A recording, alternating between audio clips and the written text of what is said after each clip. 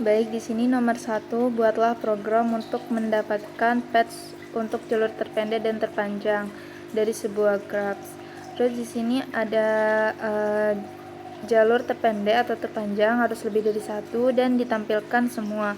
Misalkan terdapat graph pada gambar di bawah. Di sini ada gambar A, B, C, D, E. Terus ini masuk. Di sini ada fungsi def telusuri. Fungsi ini untuk menelusuri patch dari simpul awal ke simpul akhir di dalam graph. Terus di sini ada jalur sama dengan jalur ditambah awal. Ini untuk menambahkan simpul awal ke dalam jalur yang sudah ditelusuri. Terus di sini ada if awal sama dengan akhir. Ini mengecek apakah simpul awal sama dengan simpul akhir. Jika iya, maka nanti jalur itu akan ditambahkan ke dalam patch, yang artinya jalur tersebut sudah mencapai simpul akhir. Terus di sini ada else. Ini jika simpul awal belum mencapai simpul akhir, maka akan dilanjutkan ke penelusuran ke simpul-simpul tetangga. Di sini ada for simpul in graph awal. Ini iterasi untuk melalui semua simpul tetangga dari awal dalam graph. Terus di sini ada if simpul not in jalur. Ini mengecek apakah simpul tetangga tersebut belum ada dalam jalur. Terus di sini dalam jalur yang sedang ditelusuri. Terus di sini ada telusuri graph simpul akhir jalur. Ini memanggil fungsi telusuri secara rekursif untuk melanjutkan penelusuran dari simpul tetangga tersebut. Terus yang kedua, di sini ada def jalur terpendek dengan parameter paths. Ini mendefinisikan fungsi jalur terpendek dengan parameter paths.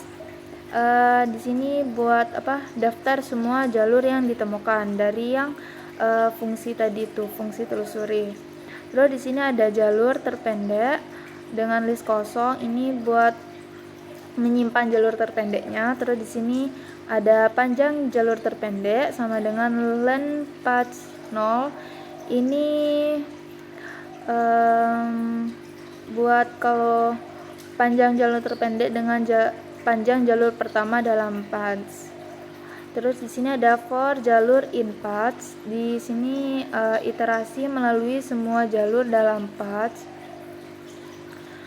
Terus di sini ada if len jalur kurang dari panjang jalur terpendek.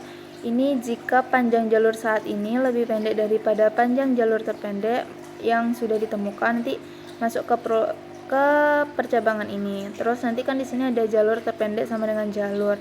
Ini buat menyimpan jalur tersebut sebagai jalur terpendek yang baru. Terus di sini ada panjang jalur terpendek sama dengan len jalur. Ini buat memperbarui panjang jalur terpendeknya. Terus di sini ada elif len jalur sama dengan panjang jalur terpendek. Ini buat ngecek jika panjang jalurnya itu sama dengan panjang jalur terpendek, nanti bakal jalurnya bakal ditambahin ke jalur terpendek, ke list jalur terpendeknya. Terus di sini ada return jalur terpendek, mengembalikan daftar jalur terpendek. Terus yang ketiga di sini ada fungsi jalur terpanjang dengan parameter paths. Ini untuk mencari jalur terpanjangnya berdasarkan dari daftar jalur yang sudah ditemukan. Terus di sini ada jalur terpanjang sama dengan list kosong untuk menyimpan jalur terpanjangnya. Terus di sini ada panjang jalur terpanjang dengan sama dengan len paths 0. Ini buat menginisialisasi panjang jalur terpanjang dengan panjang jalur pertama dalam paths.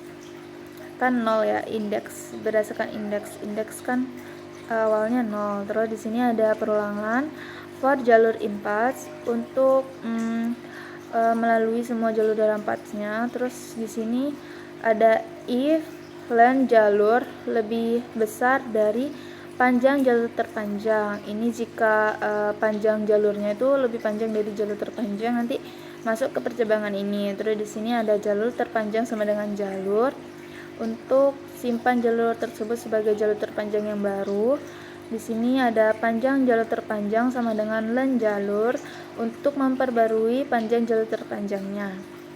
Di sini ada percabangan lagi, elif. Jika percabangan yang if tidak cocok, mungkin dia akan cocok di percabangan elifnya.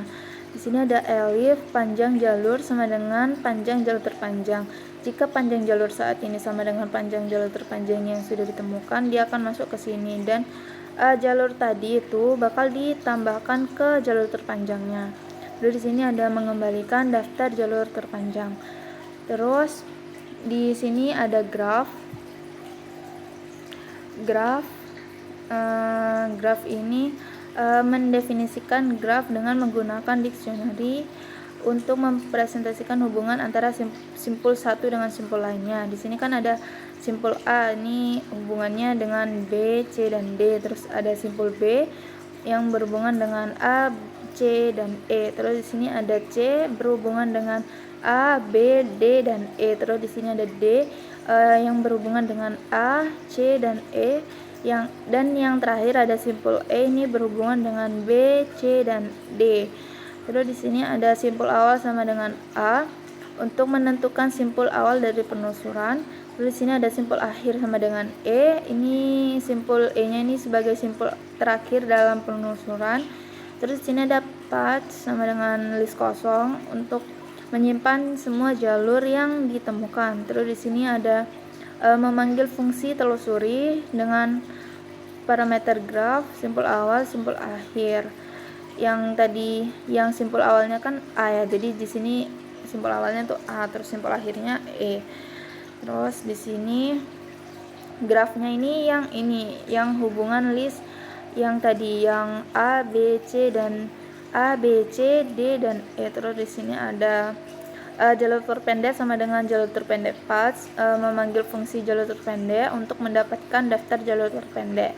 Terus di sini ada jalur terpanjang sama dengan jalur terpanjang path, itu sama, bedanya cuman kalau yang ini itu memanggil fungsi jalur terpanjang untuk mendapatkan jalur terpanjang. Terus di sini ada print jalur terpendek. Terus di sini masuk ke iterasinya, for jalur in jalur terpendek, print jalur, mencetak setiap jalurnya. Yang ini juga ini akan itu mengeprint setiap jalur terpanjangnya. Nanti hasilnya bakal seperti ini, output yang di bawah.